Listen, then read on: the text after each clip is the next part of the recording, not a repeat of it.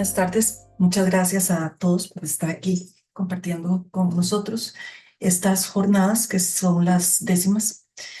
Y la mesa siguiente va a estar compuesta por 3 ponencias.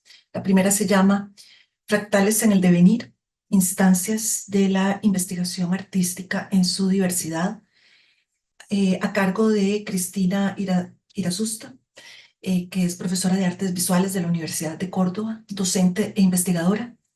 Y también participa en esta misma ponencia Cristina Siragusa, que es doctora en semiótica de la Universidad de Córdoba. Es profesora de la Universidad de Villa María y de la Universidad de Córdoba, que desde 2012 dirige investigación sobre ficción seriada para el medio televisivo y tiene varios artículos y publicaciones sobre el tema. Entonces, damos pie a la intervención de nuestras 2 primeras participantes.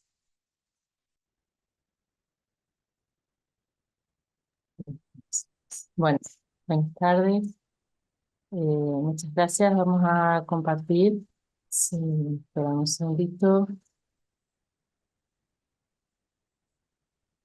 No, sí.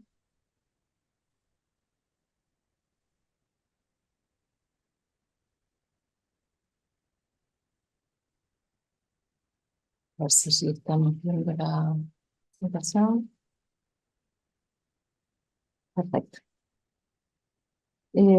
Bueno, muchas gracias por la participación en estas jornadas. Estamos con Cristina Siragusa, mi nombre es Cecilia Irasusta, presentando esta ponencia, Fractales del devenir, instancias de investigación artística en su diversidad. En este caso, nosotros estamos presentando de alguna manera el recorrido que vamos a hacer, esta presentación un poco del programa del cual formamos parte. Luego vamos a trabajar, vamos a presentar algunas preguntas que son centrales en nuestro programa. Luego vamos a desplegar esta idea de fractales con, si nos da tiempo, algunos ejemplos y finalmente hacer unas pequeñas conclusiones sobre lo que nosotros trabajamos. A ver si puedo pasar al siguiente.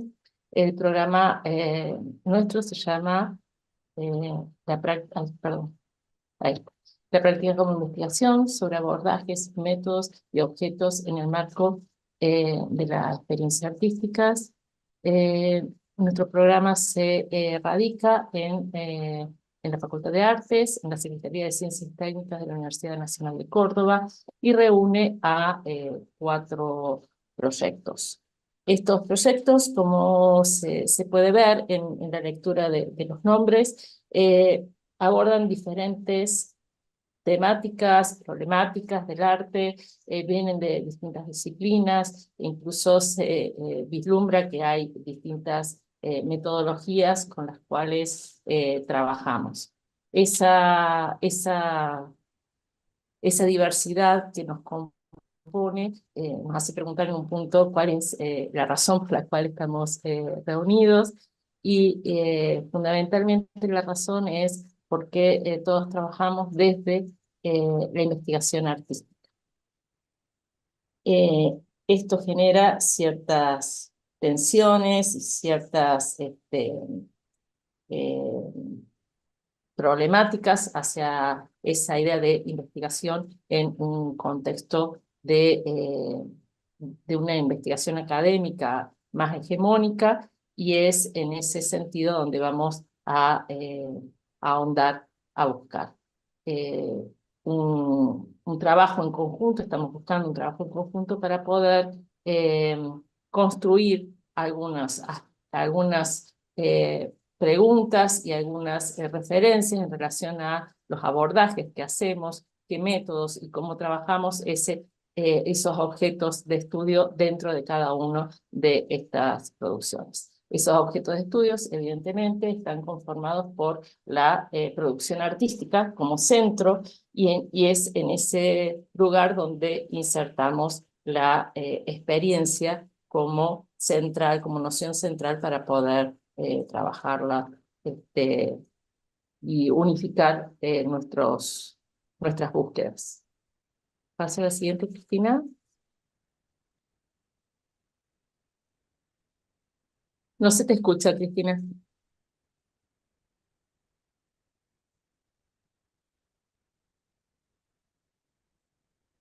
No, no se escucha. ¿Se escucha? Ahora sí.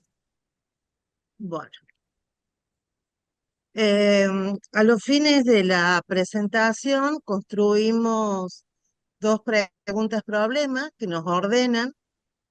Uno tiene que ver con las operaciones, nos preguntamos acerca de las operaciones nociológicas y artísticas que se configuran y expanden cuando diversos grupos de investigación en artes deciden poner en común, desde sus diferencias ontológicas y teóricos conceptuales, sus estudios basados en la práctica artística. La pregunta de alguna manera pone foco en un conjunto de nociones claves. Por un lado, y la identificación de lo que llamamos operaciones nociológicas. Por otro lado, su cruce con la dimensión artística.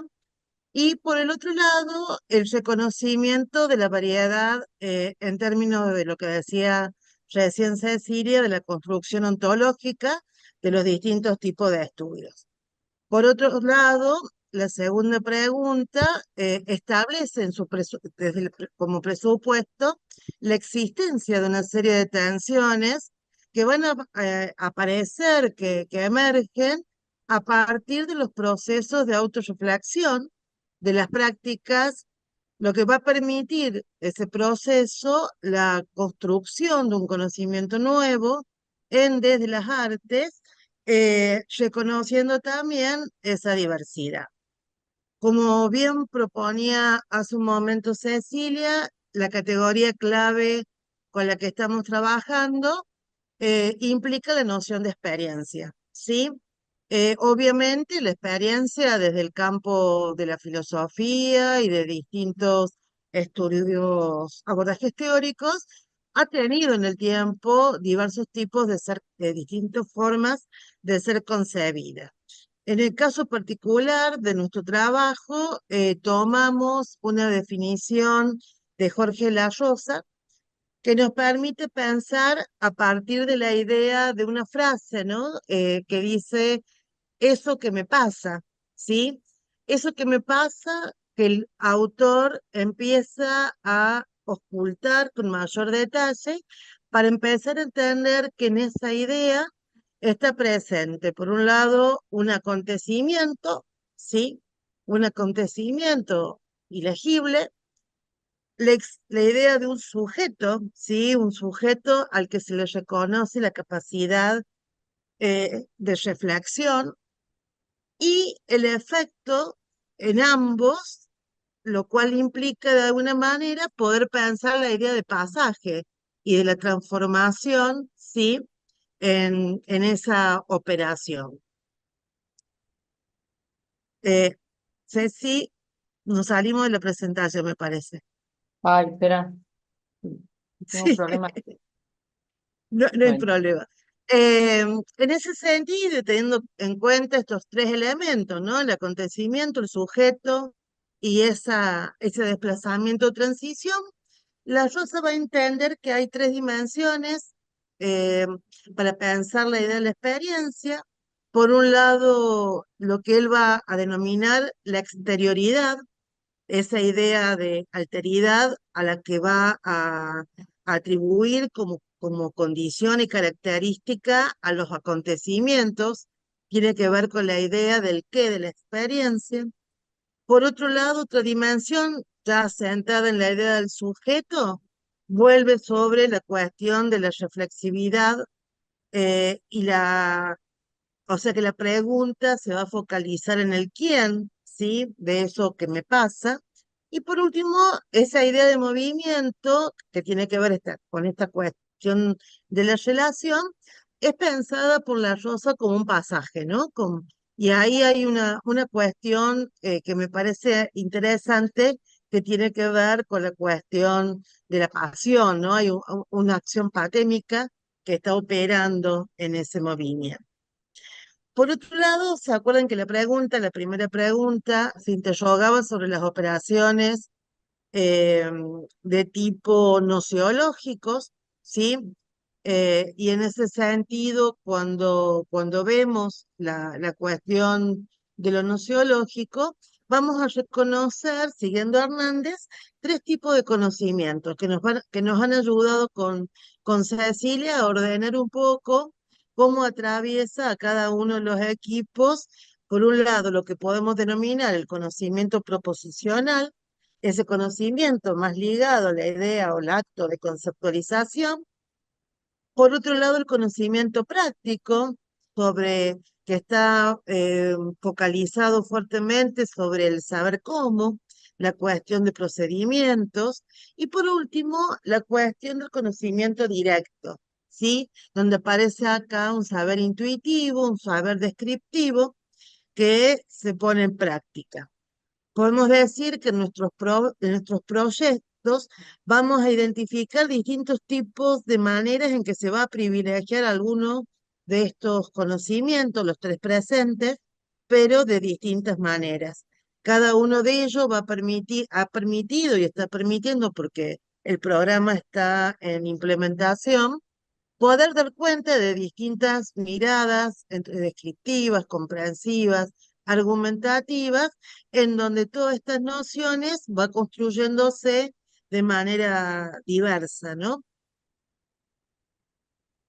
Eh, Bien, yo no sé si ustedes están viendo pues a mí en la pantalla me sale como que estuviera Sí, compartiéndola. estamos viendo, Ceci, yo lo Bien, estoy mirando. entonces, a ver si puedo pasar a la siguiente. Ahora no me deja pasar a la siguiente. Este, No se pasó todavía, Ceci. no, no sé qué, a ver si ahí puedo. Ahí está. Bien. Entonces, lo que nosotros estamos investigando, como decía Cristina, en relación al programa puntualmente, es la idea del proceso de investigación artística, donde aparece esa relación entre teoría y práctica absolutamente compartida, casi sin incisiones, y buscando estas relaciones entre las distintas operaciones nociológicas y artísticas que se van utilizando. En ese sentido, aparece esta idea de los fractales del devenir para ver cómo operan en en los distintos grupos.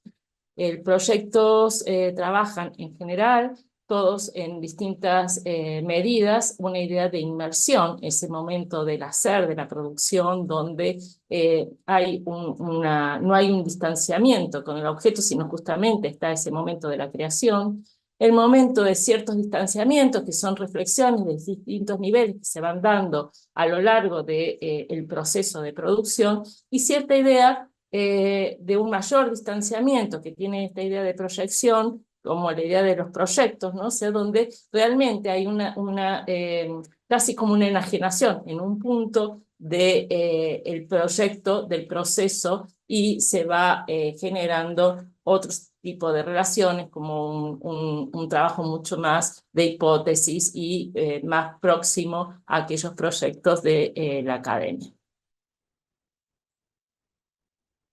Cristina, ¿qué Bueno, seguimos? sí. Como el tiempo es breve, hemos decidido de los cuatro proyectos presentar dos. El primero del que voy a hablar es el que está abajo, que es el Transitando Imágenes y Territorios en la Audiovisualidad de Córdoba, 2010-2023, cartografías cinematográficas, dispositivos artísticos y derivas tecnopoéticas. Es un proyecto que dirijo y donde observamos que hay una preeminencia del conocimiento proposicional.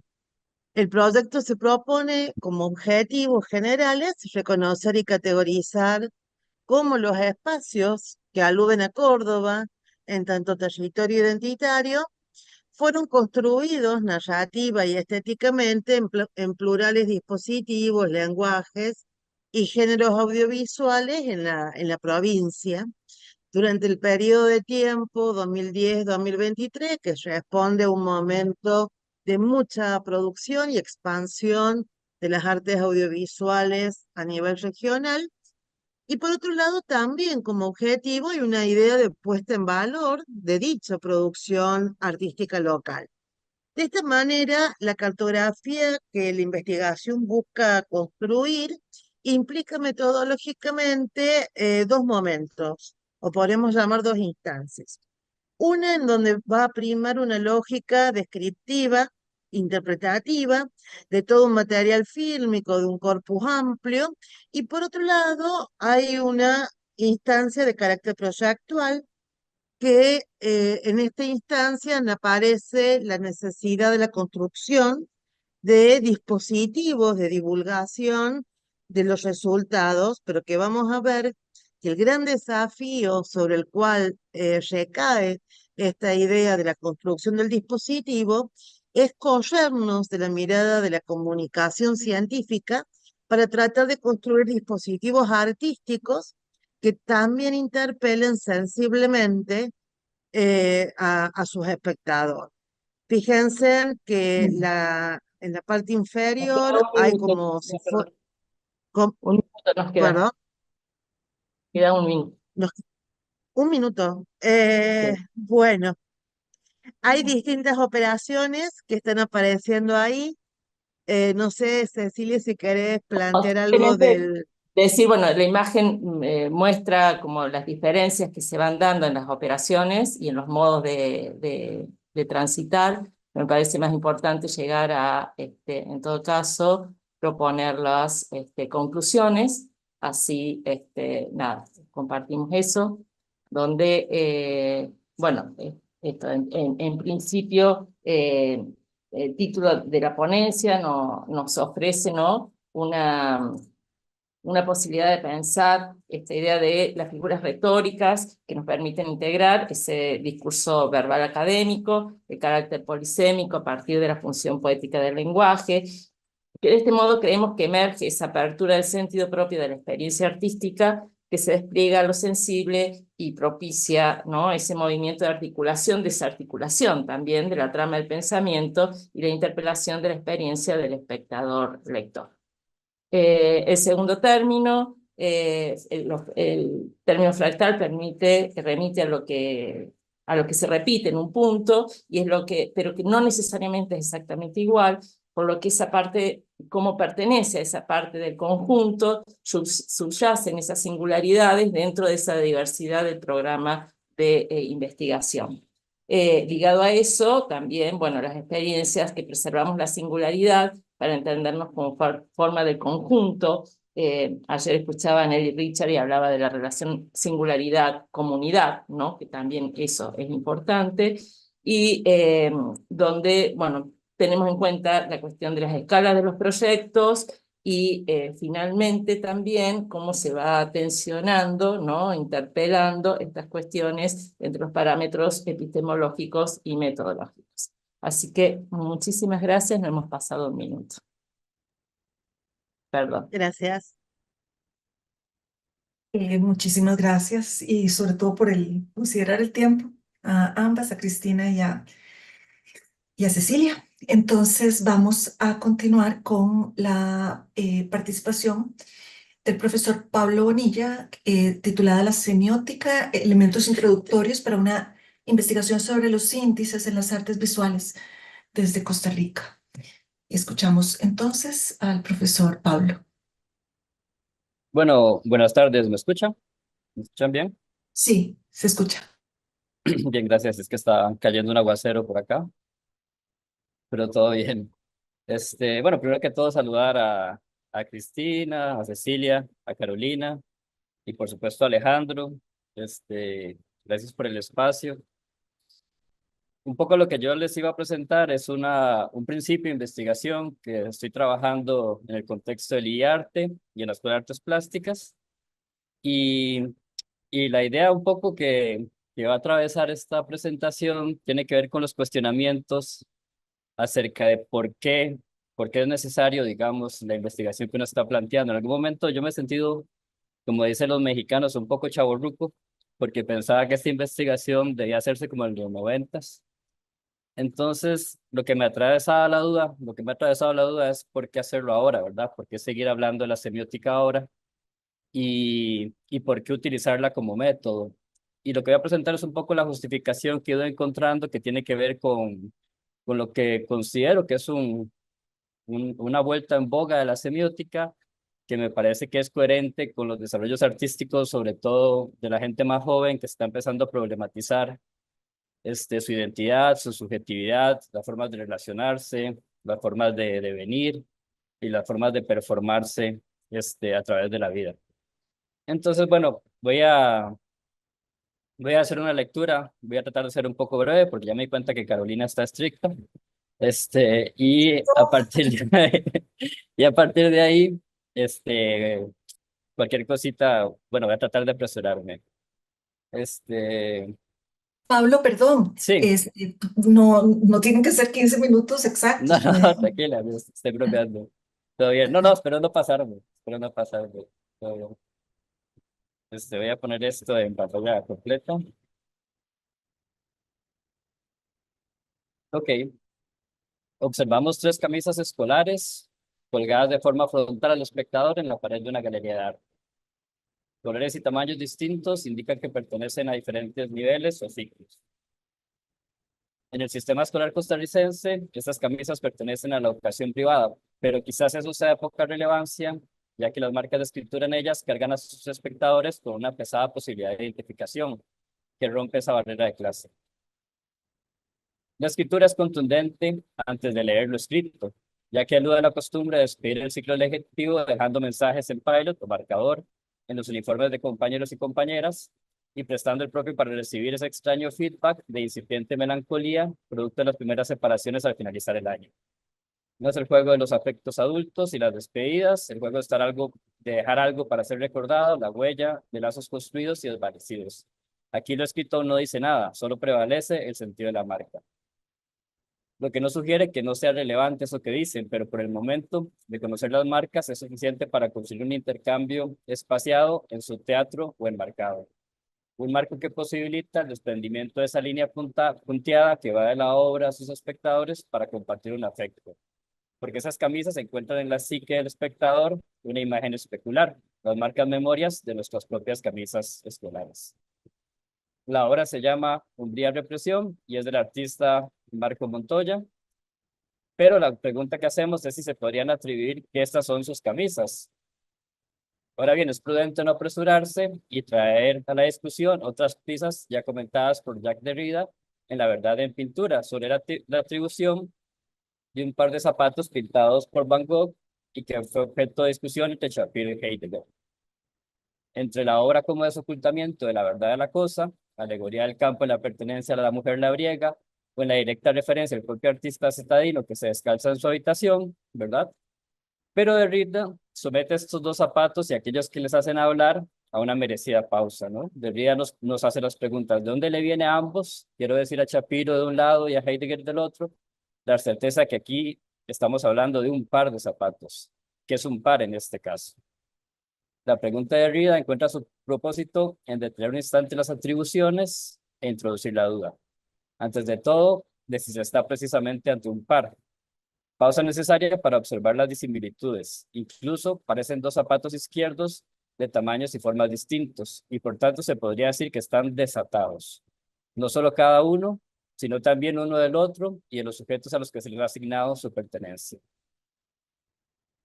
No se puede aceptar más que estamos ante 2 zapatos en el suelo, descalzados y con sus cordones desatados. Pero en la pintura esos cordones son más que el accesorio de amarre, ya que en su extrañeza son protagonistas. Están un poco tiesos y secos por el sol a la sociedad, lo que pareciera les permite extenderse más allá de sus confines y sus funciones. El cordón del zapato derecho tiene una frontalidad casi tipográfica en el extremo del cuadro, como si fuera una firma. Esa extrañeza, como bien señala Derrida, es la que concierne y mira al espectador, precisamente porque se sitúa al filo del borde, rozando el marco. Lo que ataba ahora desata y hace ver ese espacio reservado para una fuera de la representación dentro de la representación, en lugar de la firma, o como lo haría Derrida siguiendo a Kant, el parergo. Derrida da sentido al cordón como límite de la siguiente forma. El parergum tal vez tenga aquí la forma de ese cordón que ata el adentro y el afuera, aunque el cordón adentro y afuera, medio deshecho en el cuadro, figura también la relación del cuadro con su afuera. Ahora bien, la costumbre de firmar una obra de arte no es una constante en la historia del arte, ¿verdad? Su habituación en la modernidad coincide con la reivindicación del genio y el depósito de sentido en la figura o intencionalidad del artista. Pero antes muchas obras fueron firmadas sin serlos, quizás con otra sutileza y sin el nombre del padre, plasmado por la ley de la escritura. Por ejemplo, Clara Peters escondía sus rostros en sus bodegones en un periodo en que el reconocimiento de la pintura como disciplina noble estaba en juego y en el que su condición de mujer le obligaba a velar su osadía. Mucho antes, en la Grecia antigua, las cerámicas áticas de figuras negras ya consignan una inusual firma que habla y confunde. Sófilos me pintó. Considerando que el texto en las cerámicas de figuras negras tenía la función de etiquetar y anclar lo visible con personajes representados, probablemente el pintor se vio obligado a crear esta interlocución en la que pareciera que la misma pieza de cerámica habla y se enorgullece de su creador. Así, entre todas las marcas que enmarcan al designar lo representado, una de ellas señala una enunciación que pendula entre el afuera y el adentro, con un singular desdoblamiento en la figura de su pintor y su interpelación directa con el espectador. Ahora bien, en el caso de los zapatos de Van Gogh, esa firma no es ni siquiera una firma, sino un trazo pictórico que, en el espacio que ocupa, crea una suplantación confusa por asemejar un carácter tipográfico, una C o G mayúscula. Enunciación engañosa que en ausencia del enunciado asume todo el peso de la significación, una figura de la desatadura pictórica. Pero que, como advierte Derrida, no es solo una simple puesta en abismo, sino a su vez un acto de remarcar y poner en marcha la relación entre lo cercano y lo lejano. No como oposición, sino como jales de una travesía entre lo que se fuga y regresa, entre aquello que finge y suplanta una autoría para callar y así obligar a sus espectadores a hablar, a encontrarse en el cuadro como ese Velázquez que, escondido detrás de la pintura doblemente invisible, lejano y cercano, se asoma para multiplicar el cruce de miradas y responsabilizar a sus espectadores de estar ahí, enfrente de un cuadro.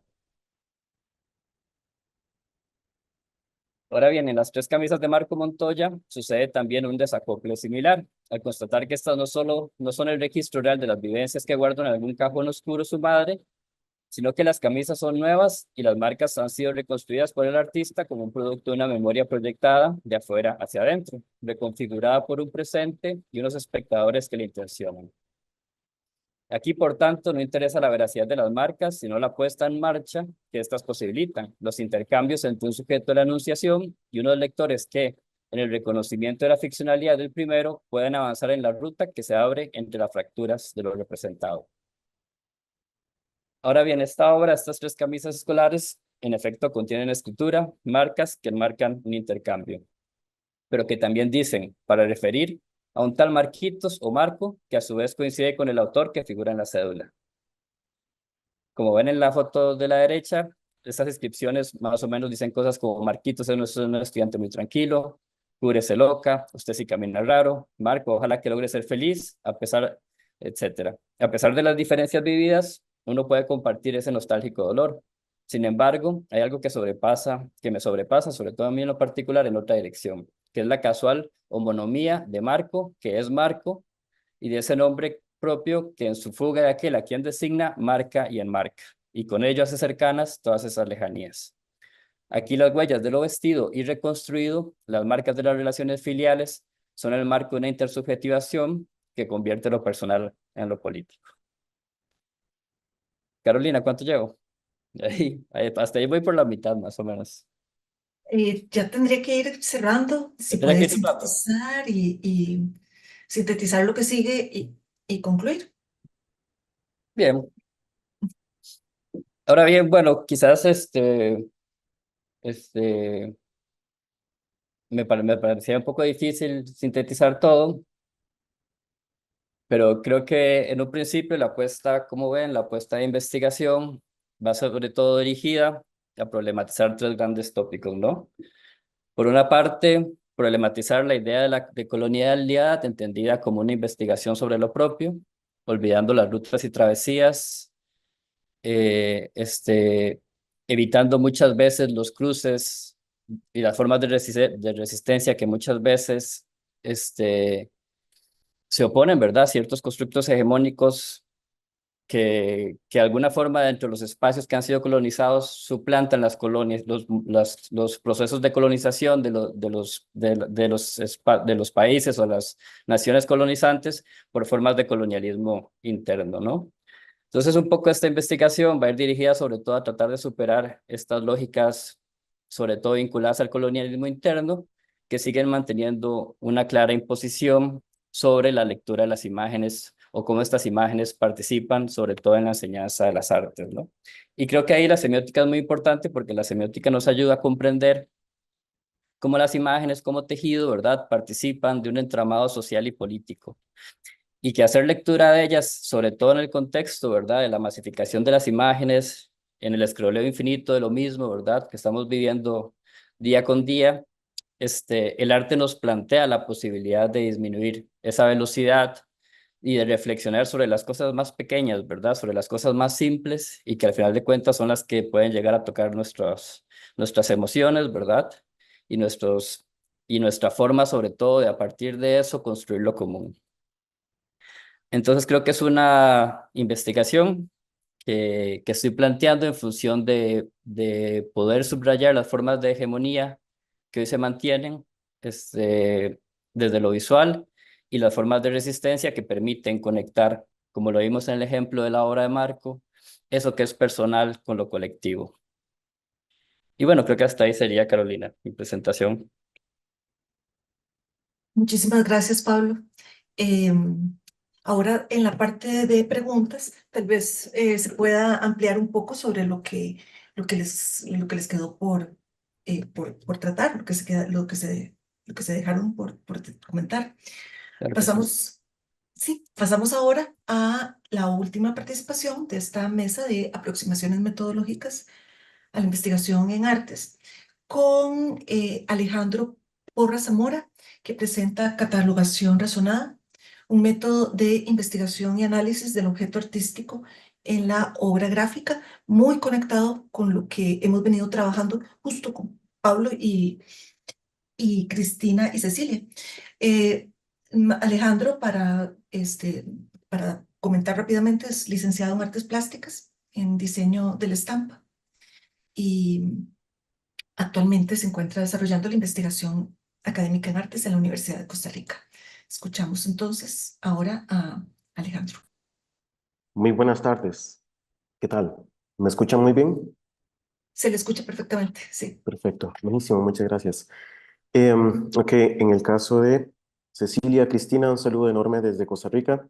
Es un gusto tenerlas acá, participando también pues, de estas sesiones de investigación del IARTE, ¿verdad? Pablo, ¿qué tal? Carolina también, pues es un gusto.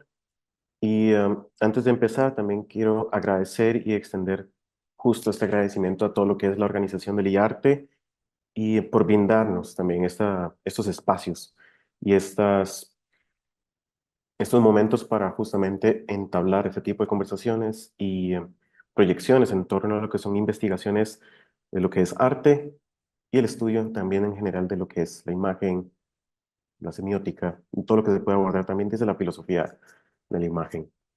Para mí es muy importante estar acá y justamente participar de la ponencia de lo que es esto que yo estoy desarrollando para lo que es mi proyecto de maestría, que ya viene un poco desde atrás. En este momento te voy a empezar a compartir mi pantalla. ¿Pueden verlo en este momento? Sí, Sí, se puede. ok, buenísimo. Entonces, vamos a empezar.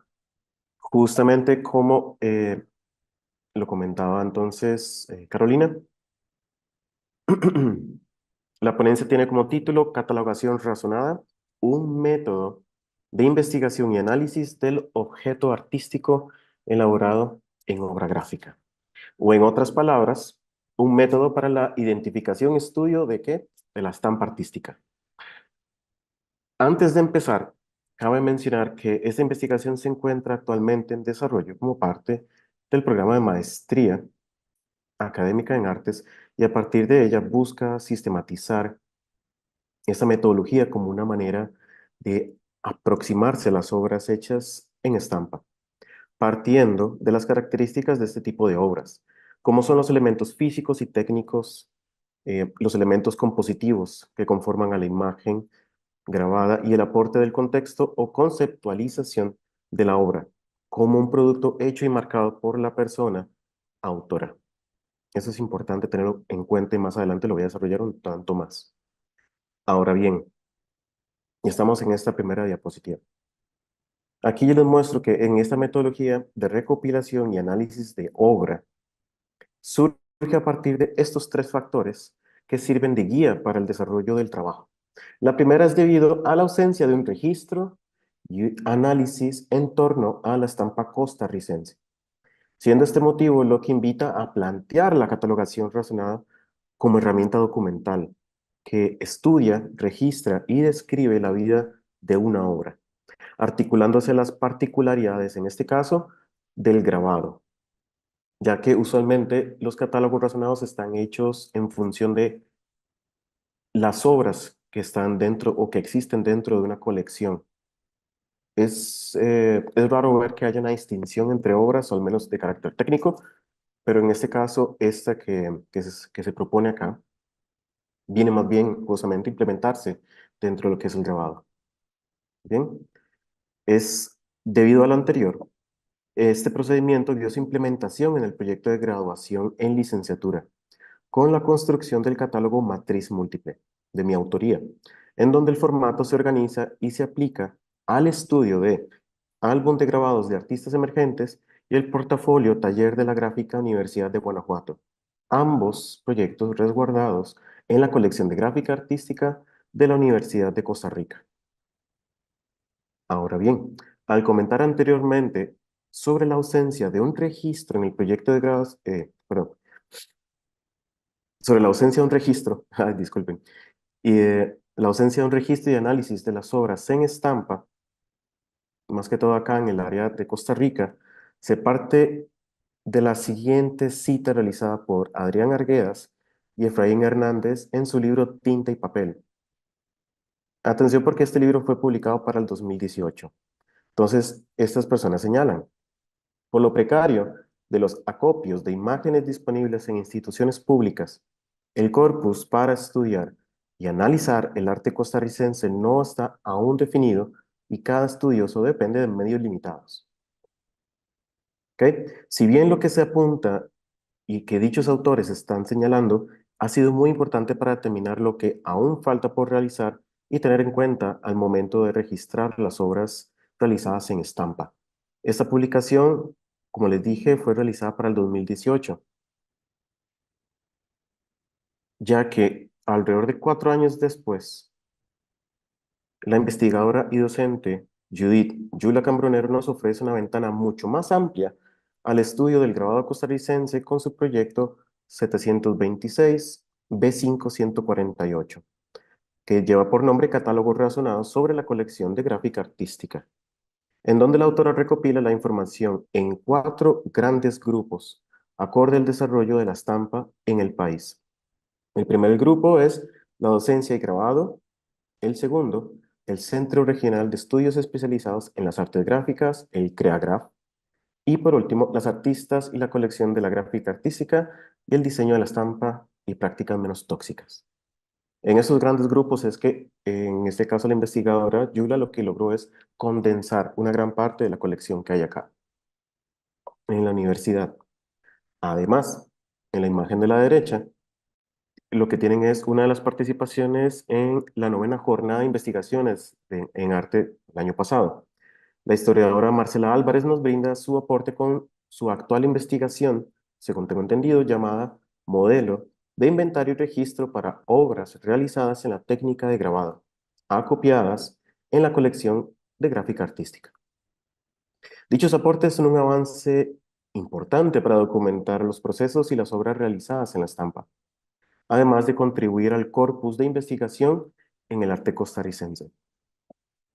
Ahora bien, y con respecto a la metodología de catalogación razonada que se viene proponiendo desde licenciatura y que está siendo también a la vez el objeto de análisis en mi proyecto de maestría. Este catálogo, esta metodología se encuentra constituida por 3 diferentes partes, y las cuales se pueden tomar por separado y en conjunto sistematizan el estudio de la estampa. El primero es el esquema razonado. El segundo, el análisis formal de la obra o de la imagen. Y por último, la conceptualización de la obra. Esta imagen, por ejemplo.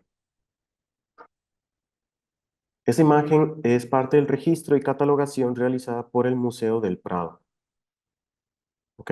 En este caso es una obra directamente de Alberto Durero.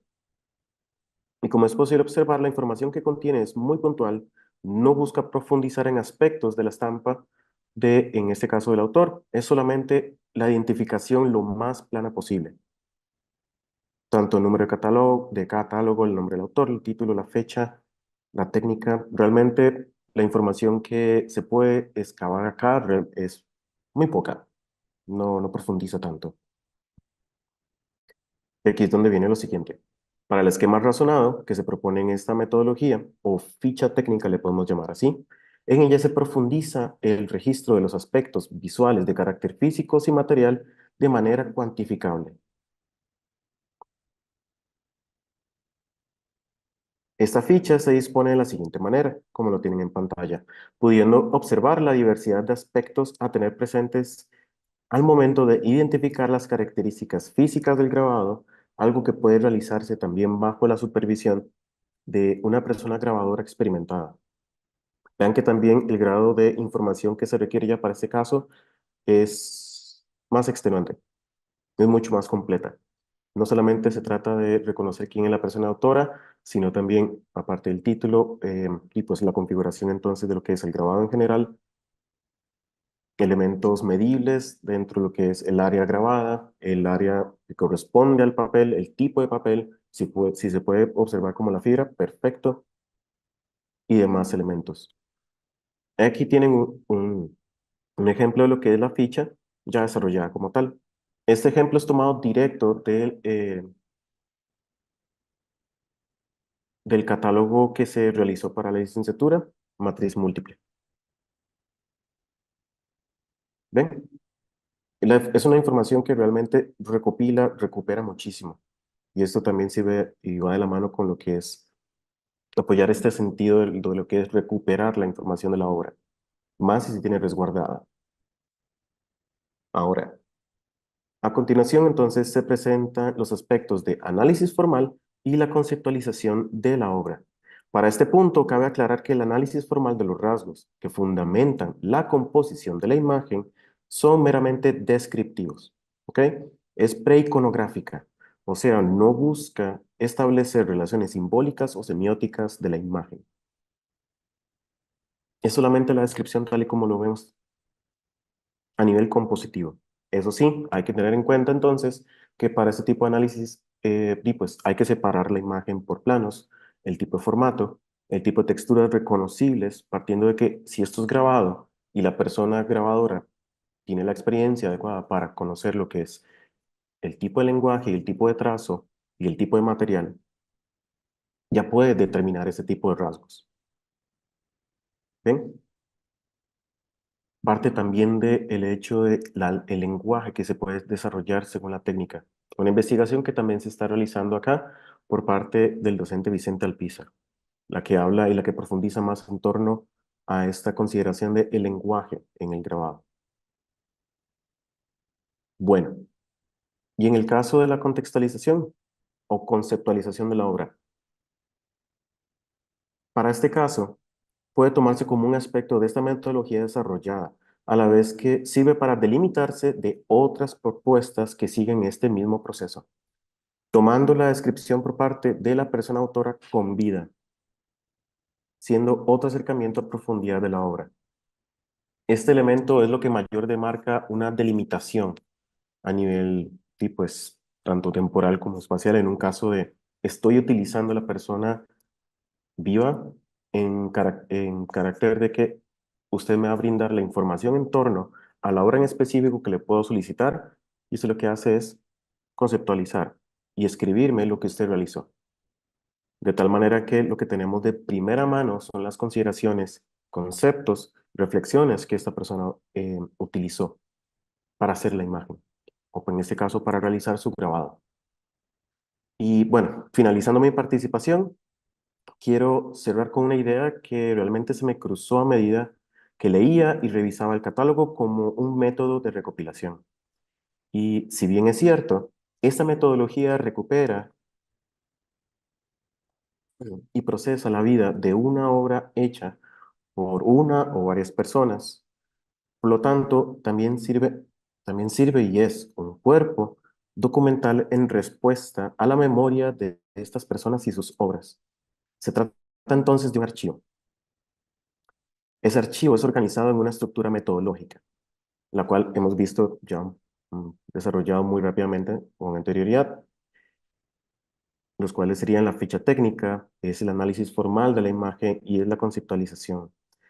Y esto lo que permite es poder estudiar el corpus con mayor claridad. Además, el contenido conceptual, como se ha visto, es de suma importancia para esta propuesta de catalogación, porque es la que explica la búsqueda del artista, es decir, se convierte en un criterio ontológico de la obra, al mismo tiempo que se convierte en una reflexión del mundo interno del artista y del arte impreso. Muchas gracias por su atención. Vamos a pasar por la sesión de preguntas y comentarios. Ha llegado un comentario de Vicente Alpizar Jiménez, que, que pone muy interesantes las ponencias, y gracias a Liarte por socializarlas a través de estos medios. Es el propósito que tenemos.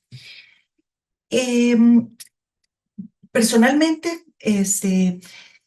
me gustaría que aprovecháramos este espacio, si es que hay mientras surge algún posible comentario, entre nosotros. Me parece que están muy bien articuladas en el orden en que lo se planteó, porque la propuesta inicial era de los fractales que estudian a partir de los cuales se estudia el devenir, los instantes, el distanciamiento del artista en cuanto a su propia obra, como necesario para, para un primer, eh, para una primera instancia de reflexión, que liga con la participación de Pablo, porque cuando él introduce conceptos como el de la semiótica, que está pues en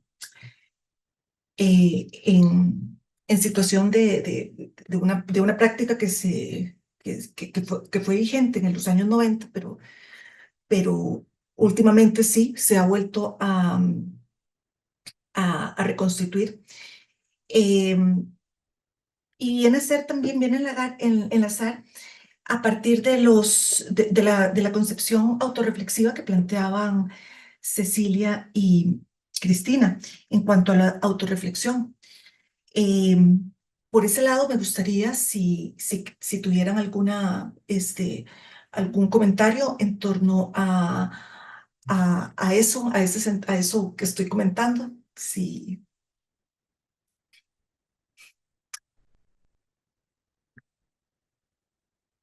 Bueno, y Alejandro, sí. Sí, yo quería intervenir bueno, en el caso de las chicas me quedó bastante claro. Siento que necesitaba como más, ¿verdad?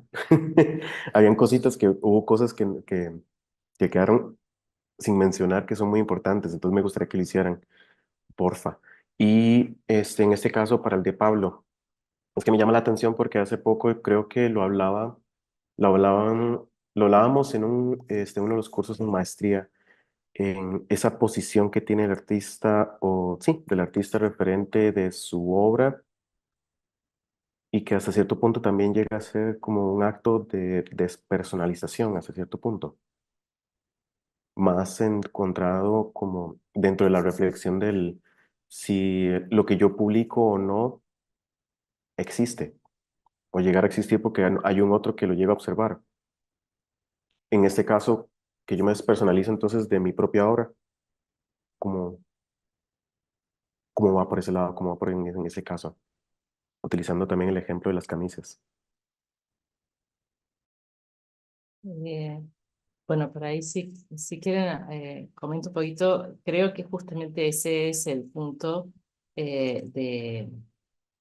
uno de los puntos de conflicto de la autoobservación, ¿no? O sea, la investigación en artes está eh, el hacedor, que a veces se lo compara con la figura del etnólogo, ¿no? Ese observador participante, pero en realidad eso es actuante, es un participante actuante, no solo observador. Y entonces, justamente en ese es el cruce de las tensiones más grandes que se dan en el proceso. Ahí cada equipo, como cada equipo tiene tradiciones diferentes también, porque hay gente que viene de cine, hay equipos que vienen de la animación. Nosotros venimos de las artes visuales, de la práctica artística. El de Anaírre trabaja desde la tecnología, entonces hay de artes visuales, cine, incluso de filosofía de la tecnología. Y digo, hay ahí la posibilidad de aprovechar, y en ese sentido me parece que lo que propone Pablo es interesante, ¿no? Esa vuelta a la semiótica, por ejemplo, cómo aparecen dentro de todos esos procesos de autoobservación el recurrir a diferentes tipos de tradiciones que permiten generar ese proceso, ya sea de tradiciones de otras disciplinas, de otras áreas, de otras ciencias, ¿no? Pero a la vez recuperar también, creo que ese es el valor que tiene nuestro programa, recuperar los propios procedimientos, métodos y, y estrategias que tiene la propia producción artística a lo largo de toda su historia para generar esos espacios de autorreflexión, ¿no? Eso, cuadernos de bitácora, trabajos de... Nosotros trabajamos mucho con la idea de la conversación. Nos sentamos a dibujar y a conversar mientras vamos dibujando en el taller, ¿no? Cómo esa posibilidad de las derivas, del compartir en común, permiten una serie de reflexiones que no necesariamente tienen una estructura tipo científica, pero sí nos permiten encontrar esos momentos de distanciamiento. Me parece un poco como para sumar a lo que decía Cecilia, no sé si se escucha. ¿Me escucha? Sí, con un problema con el micrófono, claro. Eh, es también poder pensar un tablero, si lo jugamos metafóricamente, donde prima la diversidad de los enfoques y donde aparece también un interés político, académico, en la posibilidad de construir abordajes específicos para las artes, en los que el poder pensar que sea un abordaje específico no niega los diálogos con cuerpos teóricos, con metodologías de otras disciplinas artísticas, pero también de otras disciplinas dentro del campo también de la ciencia. Y en ese vaivén, podemos llamarlo de esa manera, es donde aparece desde esa singularidad la oportunidad que tenemos como investigadores, artistas, de problematizar y construir metodológicamente. Creo que también es la idea de decir, no hay un manual que podemos bajar y poner en común de manera unificada, sino que estamos cada uno interpelado a partir de la oportunidad y el desafío de generar también abordajes propios abordajes propios fundados, ¿no? O sea, en esto, por eso la posibilidad que encontramos con el título de la ponencia de jugar con la metáfora, poder pensar desde las figuras retóricas como un lugar donde el propio discurso, la propia textualidad se enriquece activando la función poética del lenguaje, que acerca también ese lugar de cruce entre el discurso académico, el discurso artístico, poético, de una manera un poco más interesante, nos parece.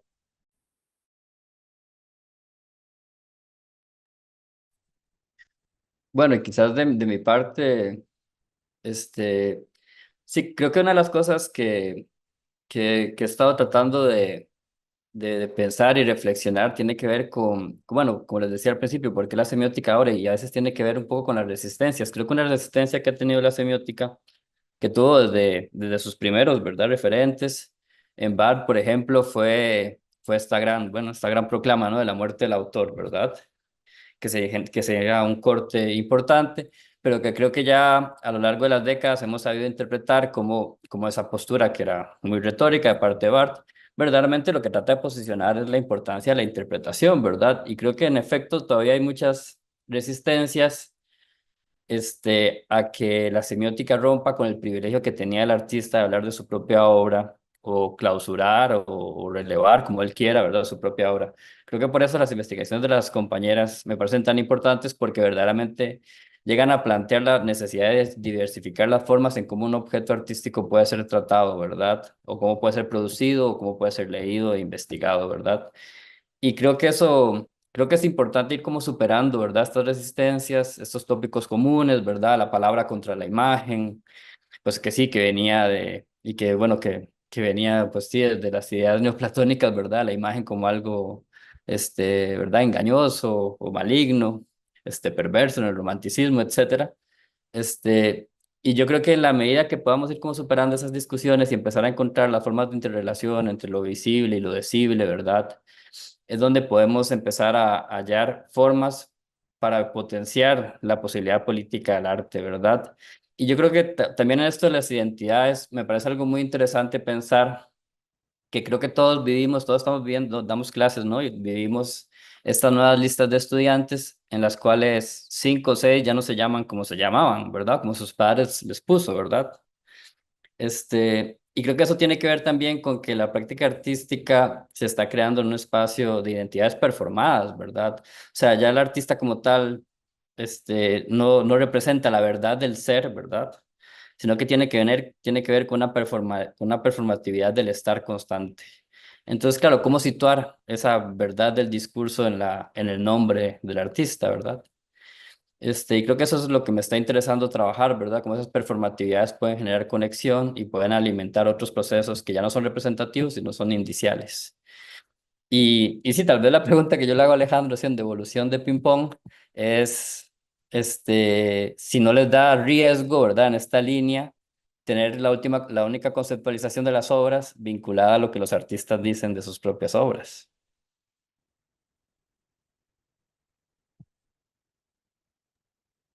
¿Puedo repetir otra vez, Pablo? Porque sí está, está jodido.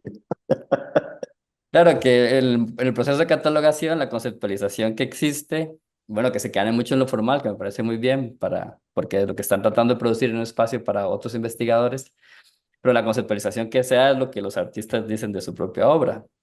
Ujú. Que me parece bien, sí, me parece bien, pero te vuelvo a la pregunta, o sea, ¿habrá un riesgo en eso? Yo considero que sí, y de hecho eso fue justamente uno de mis miedos al momento de plantear y hacer este proceso de catalogación para lo que fue el catálogo de matriz múltiple. ¿Por qué? Estamos hablando de un cuerpo de obras que se realizaron para 2014-2015 y en el caso el portafolio mexicano fue hecho durante el 2016 y fue hasta 4 años después que ya obtuve mucha más información y recopilar otro montón de cosas en torno a ese tipo de obras y también la comunicación directa con cada persona. Ese riesgo siempre está latente. que justamente la conceptualización o llegue a mejorar, vamos a ver, voy a escoger bien las palabras, que llegue más bien a, a empequeñecer o a ampliar más lo que originalmente se había planteado como trabajo. Es más, inclusive esa conceptualización puede llegarle a como dardo hacia lo que podría ser que la idea original ni siquiera tenía una razón de ser o nada más una razón de más allá de quería hacer esto. Perfectamente aplica por ahí una situación, una acción de carácter material, más allá de realmente estoy pensando en mi situación histórica o estoy pasando por esto o quiero explorar ese tipo de cosas. Ese tipo de conciencias son las que más bien se determinan más después. Ese es uno de los riesgos que existen. Y de hecho, el otro riesgo que existe, que ya pasó, fue que está condicionado porque la persona autora esté viva. Tenemos aquí varios riesgos. La primera, que no lo quiera hacer, ¿verdad? Que simplemente no quiera determinarnos cuál es la función, la idea del todo en general. Y la otra, que la persona esté fallecida. Como les digo, ya pasó. Y justamente son ese tipo de riesgos y ese tipo también de situaciones son las que hay que ir teniendo siempre presente, al menos con la característica de esta metodología en específico. No como en las otras que se trata de estudiar el artista muerto. Sí, aquí hay una pregunta para Pablo, de Vicente Alpizar. Eh, Aplaude por visibilizar la propuesta estudiantil de Marco Montoya y quisiera saber de otros ejemplos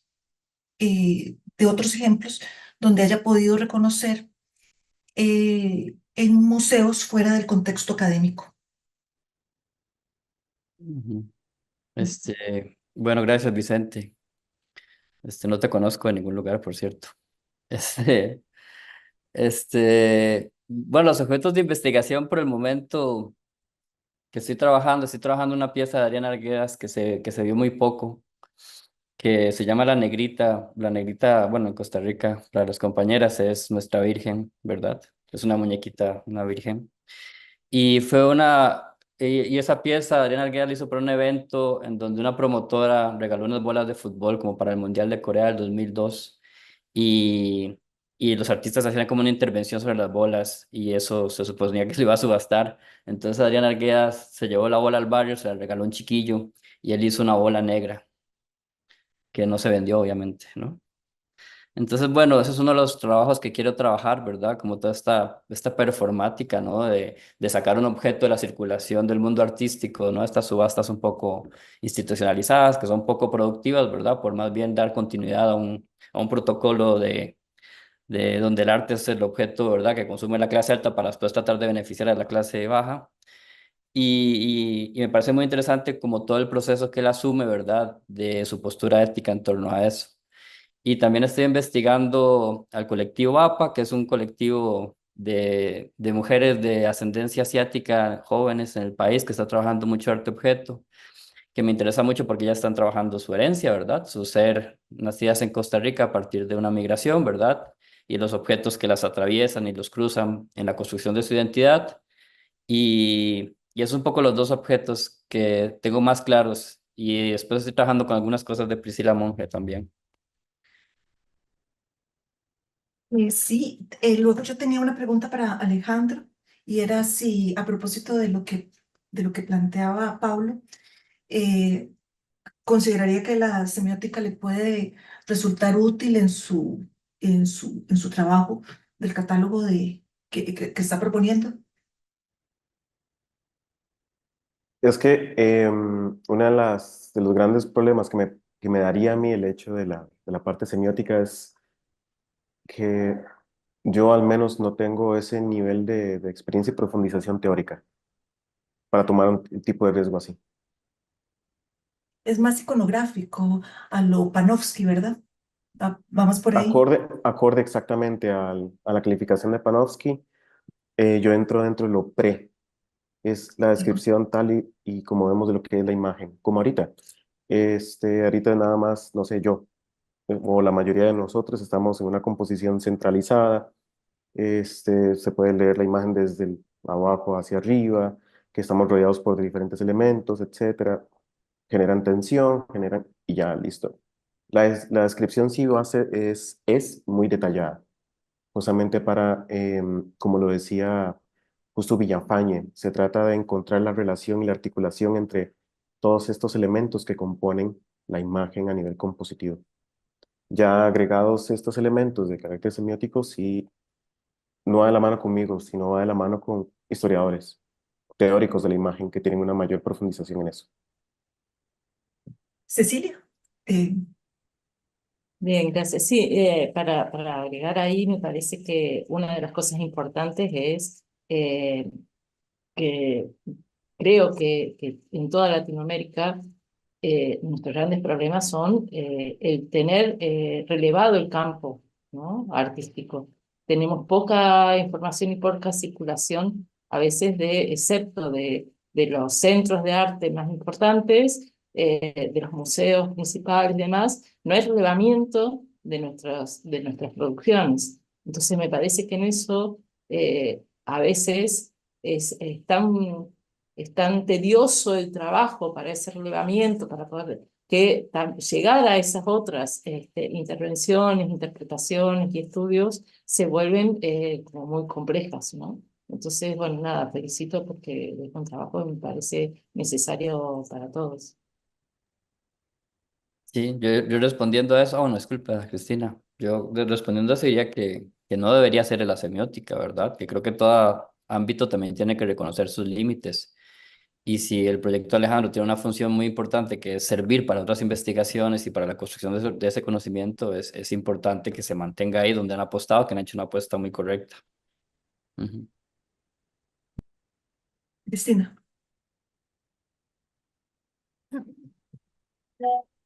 Quería decir que, bueno, el proyecto de investigación que estoy dirigiendo tiene una instancia que fuertemente lo que hace es construir ese relevamiento para la puesta en disponibilidad, que es un proceso bastante arduo de trabajo y si bien está focalizado territorialmente y está también pensado desde un conjunto de disciplinas, eh, la contemporaneidad y la diversidad de la producción audiovisual en nuestro caso hace que se estallen por ahí los tiempos y las fronteras. ¿Qué nos ayudó? Y en ese sentido yo creo que hay algo del proceso que presentó Alejandro que se puede tomar como esquema de análisis, pero desde otro lugar y con otros supuestos metodológicos, eh, que nosotros somos un equipo que está constituido por artistas audiovisuales investigadores, lo cual lleva también a que se active en el relevamiento eh, un conjunto de conocimientos que también tienen que ver con la especificidad del conocimiento práctico propio de las artes audiovisuales. De esta manera operan varias cosas, que en algunos casos tenemos eh, integrantes del equipo que también son los directores de algunas de las películas que estamos relevando y donde también ahí el trabajo colectivo permite el diálogo para ir construyendo esa suerte de clasificaciones y de ordenamientos, lo cual sería algo como un poco en el medio, si quisiéramos llamarlo de esa manera, y otro que es el sistema de familiaridad y de cercanía con distintos artistas locales. Esto hace que, y aún así ha sido enormemente complejo, ¿no? El proceso, pero una de las consecuencias que tiene que ver también con el objetivo de la puesta en valor es que cuando nosotros empezamos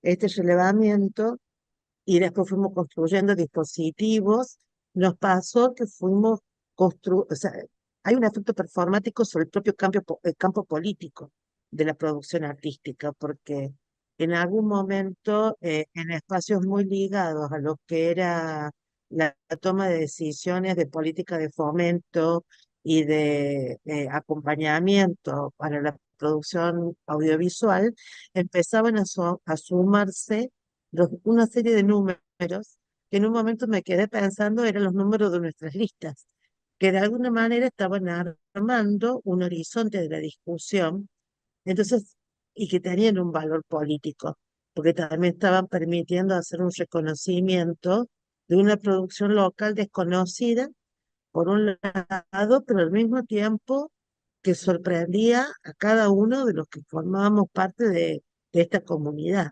de la producción.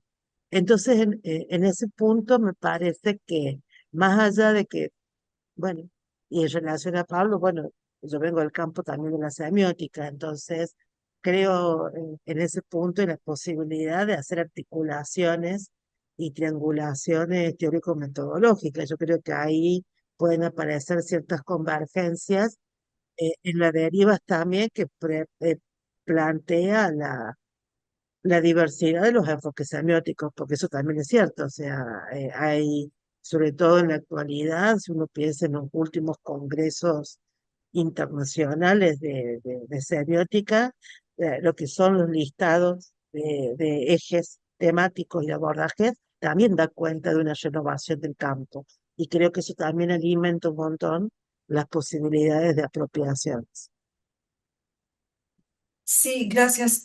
Por cierto, que una cosa que me ha llamado mucho la atención de la propuesta de ustedes es el hecho de que también incorporan de, elementos teóricos de la teoría literaria, el concepto de figuras retóricas, y que lo utilizan en relación con el estudio de las prácticas artísticas. Eh, y eso viene a reunir, en ese sentido, estas dos prácticas que han venido siendo distanciadas desde el principio de los tiempos, estableciendo una sociedad logocéntrica y, más recientemente, reivindicada la esfera iconográfica.